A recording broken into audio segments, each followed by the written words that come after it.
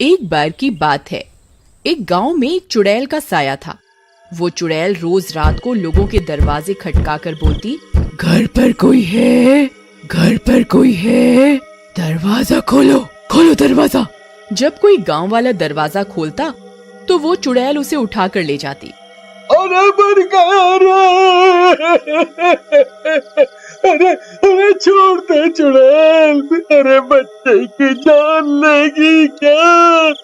अरे छोड़ दे, तेरा दास बेटे, अरे गाँव वालों बचाओ बचाओ बचाओ। अगले दिन, अरे भाइयों, इस चुड़ैल ने तो जीना दुश्वार कर दिया है। तभी हरिया का बेटा राजू बोलता है, पापा, मेरे दिमाग में एक तरकीब है, बताऊं क्या? अरे तुम अभी छोटे हो, तुम चुप ही रहो, जाओ यहाँ से। पापा, मैं छोटा पैकेट बड़ा धमाका हूँ। अरे तरकीब तो सुन लो पहले। कोई बात नहीं हरिया, ऐसे बोलने तो दो। अंकल, क्यों न हम अपने घर के बाहर शीशा लगा दें? चुड़ैल अपनी शक्ल उसमें देखकर डर जाएगी और भाग जाएगी। ये क्या झंडू तरकीब है, मैं नहीं मानता इसे। तभी पास खड़ी हरिया की पत्नी कविता कहती है, अजी, इसकी तरकीब इतनी भी बुरी नहीं, एक बार ऐसा करके देखते हैं। तुम चुप करो, जाओ जाकर घर का काम करो।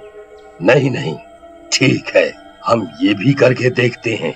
फिर सब गांव वाले अपने अपने घरों के बाहर दरवाजों पे शीशा लगा देते हैं और आधी रात होते ही चुड़ैल आती है और शीशे में देखकर बोलती है, अरे ये क्या, तुम कौन हो?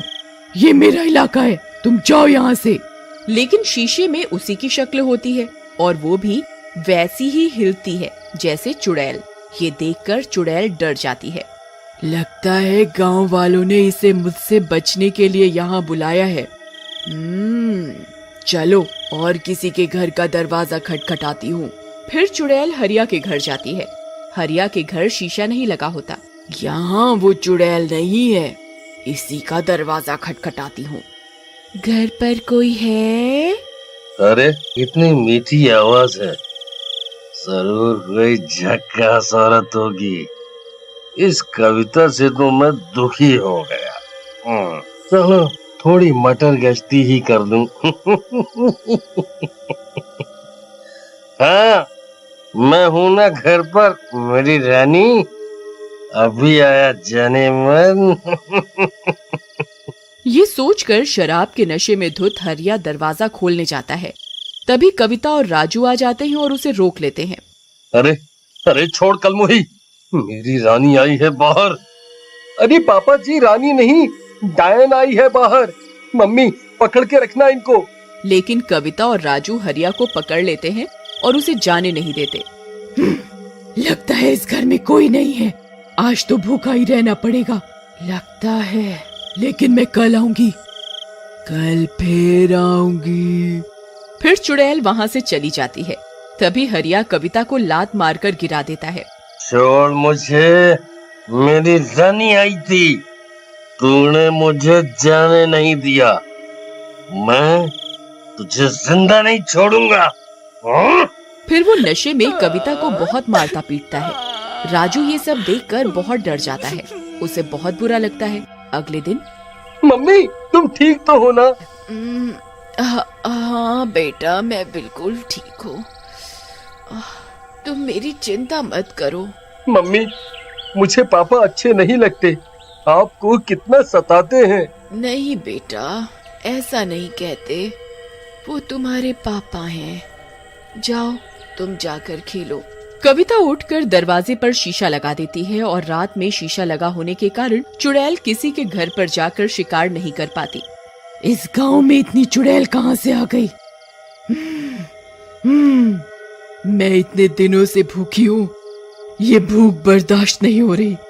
इन गांव वालों ने अपने घरों के बाहर एक एक चुड़ैल खड़ी कर दी है, पर कब तक बचोगे?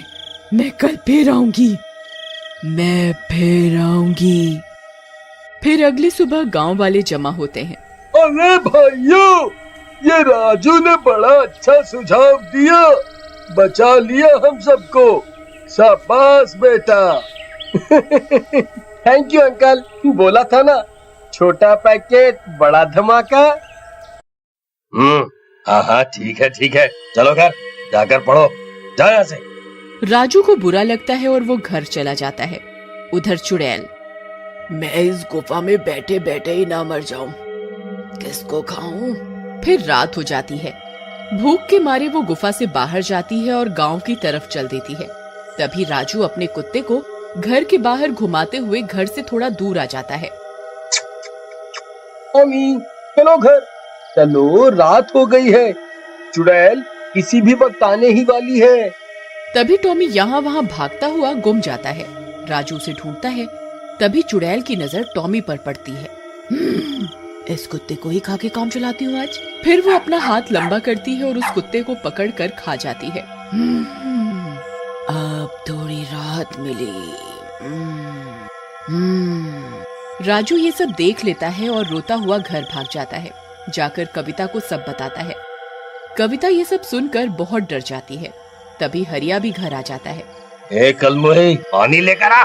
तुझसे इतना भी नहीं होता कि मर्द घर आया है तो एक गिलास पानी ले आऊं। जी लाती हूँ। एक तो इतनी गर्मी है, तुझसे शादी करके तो मेरे भाग ही फूट गए। सोचा था कि तेरा बाप पैसे वाला है, बढ़िया दान दहेज देगा, लेकिन नहीं, इतनी गर्मी है, एक तो एसी ही लगवा देता तेरा बाप तो क्या बिगड़ जाता। ऊपर से ये गर्म पानी लाई है। चल चल यहाँ से, काम की ना काज की, दुश्मन अनाज की। कविता कुछ नहीं कहती, मगर राजू को अपने पापा का अपनी माँ के साथ ये बर्ताव अच्छा नहीं लगता।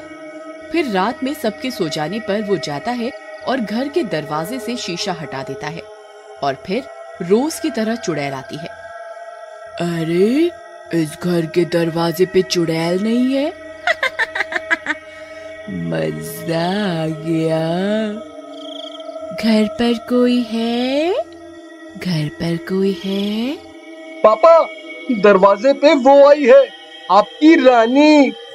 जाओ, मम्मी सो रही है, आप चुपके से चले जाओ। वाह बेटा, तू ही है मेरा असली शेर। वाह वाह वाह, जिए मेरे लाल, आया मेरी रानी, तुमने पुकारा और हम चले आए। आया डार्लिंग, आया आया आया। हाँ हाँ जाओ, मेरी मम्मी को बहुत दुखी कर लिया आपने। हरिया नशे में होता है और खुश होकर दरवाजा खोल देता है। आओ मेरे राजा जी। अरे मेरी रानी, तुम नशे में चुड़ैल क्यों दिख रही हो मुझे? लगता है ज्यादा चढ़ गई।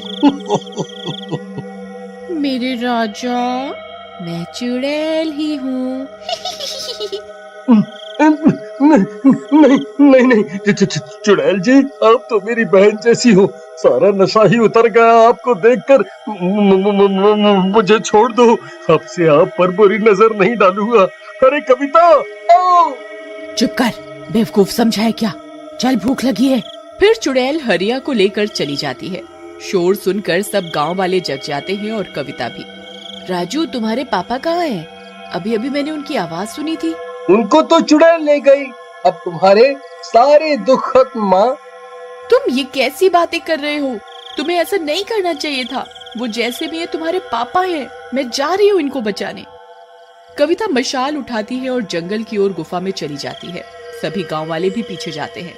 कविता जंगल पहुंच जाती है। चुड़ैल जी, छोड़ दो मेरे पति को, तुम मुझे खा लो, इनको छोड़ दो। नहीं माँ, चुड़ैल आंटी, मेरी माँ को नहीं, मुझे खा लो। नहीं कविता, तुम जाओ यहाँ से, जाओ तुम।